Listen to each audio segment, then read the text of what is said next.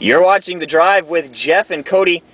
On tonight's episode, we've got some more fan mail to discuss. Looking forward to that. We're going to start off with some of our comments from one of our, I guess, fans, you could say. What was his name? Kairos? You don't want to try to pronounce that. You always end up pronouncing it wrong. Sorry. Okay, I'm not even going to try pronouncing it. Too late. So one of his comments was, where are we driving? Well, every episode it changes. Oh man, we still haven't fixed our camera issues. So every episode it changes where we drive. The first couple trips we were driving back from Terriers games. Last time we were driving to McDonald's, as you can see the golden arches in the corner of the screen.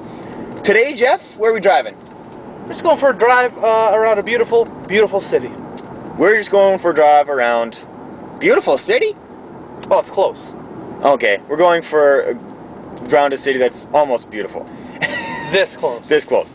So back to the world of sports. I heard we had another fan comment. You want to talk about that first? Fan comment. Someone wanted me and you to discuss as only we can discuss. Right. Donald S. Cherry. Donald S. Cherry? You mean Don Cherry, Jeff? Grapes himself. Okay, so what is there to discuss? What are we discussing? What did this fan say? Just wanted really our opinions on Don Cherry as a broadcaster. Don Cherry as a broadcaster. Okay, well, I like Don Cherry. He's a pretty good guy. I like listening to Don Cherry. I don't know about you. I enjoy listening to him. I don't. What? I do not like listening to Don Cherry. He is loud. He is abrasive. He always ends up saying things that are like borderline racist. Like all his French guy comments and stuff? Anything about French guys, Europeans. Oh yeah, Europeans. That's not racist though. He's not, okay, I will say this. They're just European. It's not as bad as when Mike Milbury called it Euro trash hockey. That was a little too far.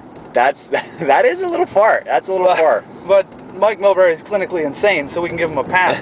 Yeah, he worked on TSN. How does that work? TSN must have... They'll take anybody. TSN, if you're watching, take us. We're looking. We may not have... we don't have the background, like hitting people with their own footwear.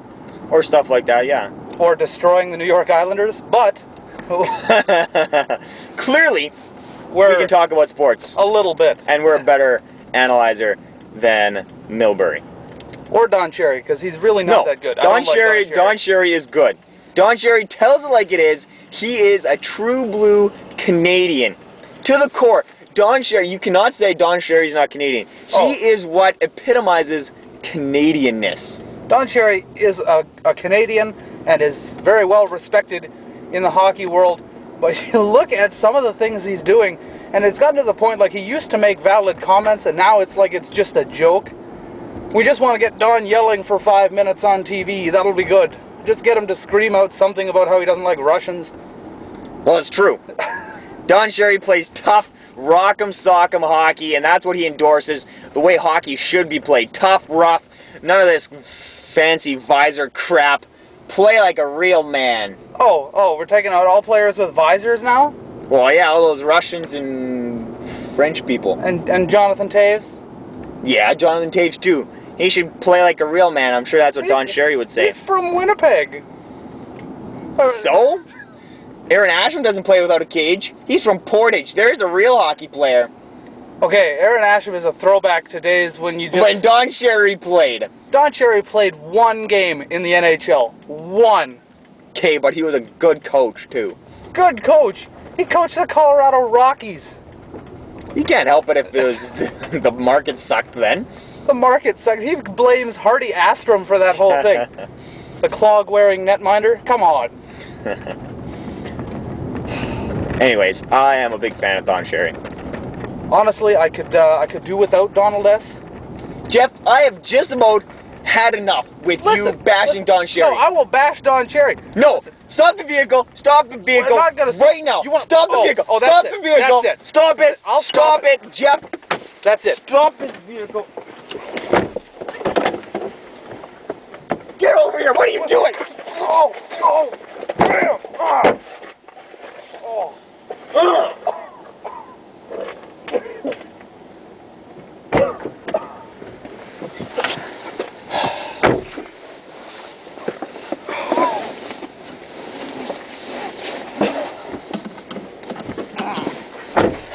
Now that that's taken care of. Yeah, so maybe physical hockey has its good points. Yeah, physical hockey is a good way to play. So, how about those Vancouver Canucks? Okay.